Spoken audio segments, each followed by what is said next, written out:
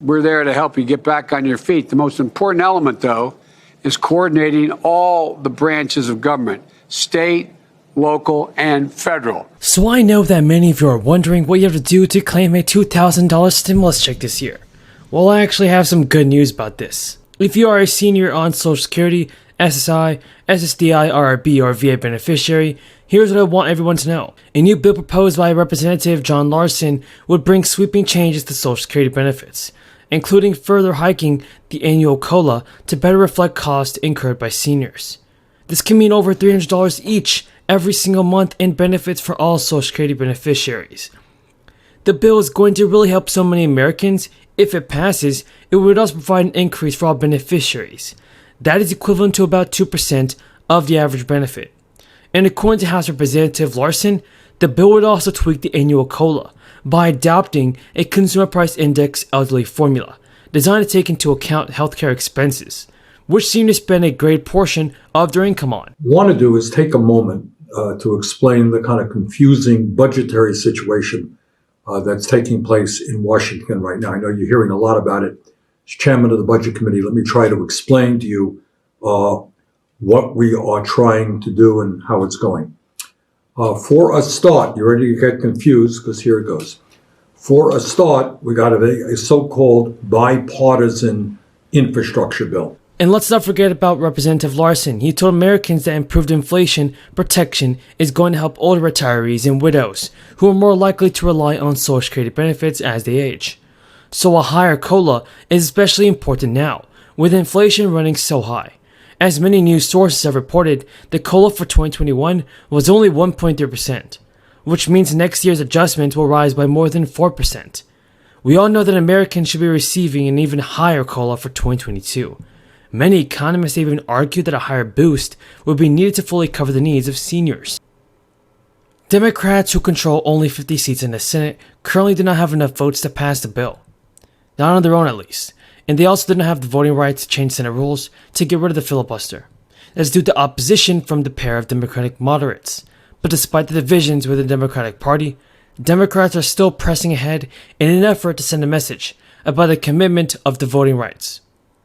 We already even had Schumer's announcement before. He said that Manchin has said that he is not on board with this new plan. So far, Manchin rejected the idea of using a nuclear option. That would entail a party-line vote. Structure bill should pass the House tomorrow. We have the most important piece of legislation we've ever had in the last 30 years, which is the bipartisan infrastructure bill. It does so much in so many ways. Clean energy, everything we've talked about. Why wouldn't we take that as a win and move on and negotiate in good faith? Well, Congressman Alexandria Ocasio-Cortez will tell him why. Here she is again with Garrett. I believe that there are some that don't want to pass both bills. And I think that what we've seen from the influence of corporate lobbyists in Washington, that is absolutely part of the conversation. And that's why we want to secure a path to passage on both of these bills. Now, if that weren't clear enough, the head of the Congressional Progressive Caucus. The nuclear option would create a new rule that would force senators to hold the floor and eventually allow a simple majority to advance another bill once talking filibuster is over. So when asked about his new proposal to lawmakers, Schumer said, once members of the majority party have exhausted all of their speaking rights and defended their position on the Senate floor, the debate will have run its course and the Senate will move to vote on the final passage. So I do hope that President Biden gets the check sent out. Okay, so we're here with a simple message. New York is ready to power the future of America's chip industry. And with a boost from the federal government, Albany Nanotech can supercharge our R&D research and manufacturing.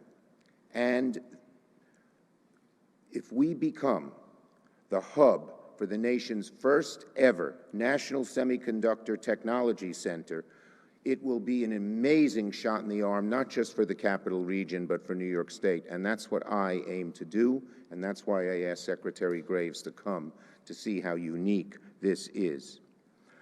Now, let me just say this. The national hub that we are seeking would mean over 1,000 jobs, cutting-edge jobs, making the cutting-edge technology of semiconductor research and development. in the world. And that will mean that other companies will want to come here, researchers will want to come here, universities will want to be here. It will be like a magnet attracting the best and the brightest in semiconductor research. So it's a huge, huge opportunity, one of the greatest opportunities that we've ever had in the capital region. And we are here because we believe that Albany Nanotech is far and away the best place in the country to locate this new National Semiconductor Technology Center. As I said, it would be a game changer for this area. We've long had a history of manufacturing innovation in upstate New York and here in the capital region. We're the birthplace of IBM, which has played an instrumental role here at Albany Nanotech. And we are home to some of the most shovel-ready sites for chip investment in the country. When I wrote the USICA, the United States Innovation and Competition Act, I included funding for the creation of the first National Semiconductor Technology Center in the country. And guess what was on my mind when I wrote that? A six-letter word, A-L-B-A-N-Y.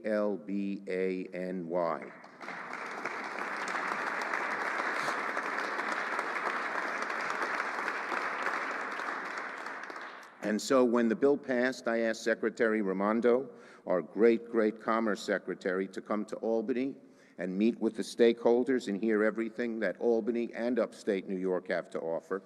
Now it's time they see the wonders behind the Albany Nanotech complex up close and how New York has all the ingredients to power and revive the U.S. chip industry right here in the capital region.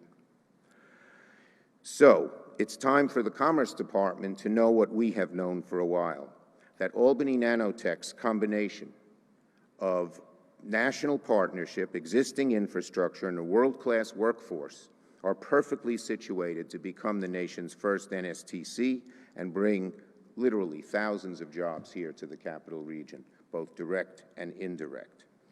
And I want to just say this, Secretary Graves has been a great champion for the industry.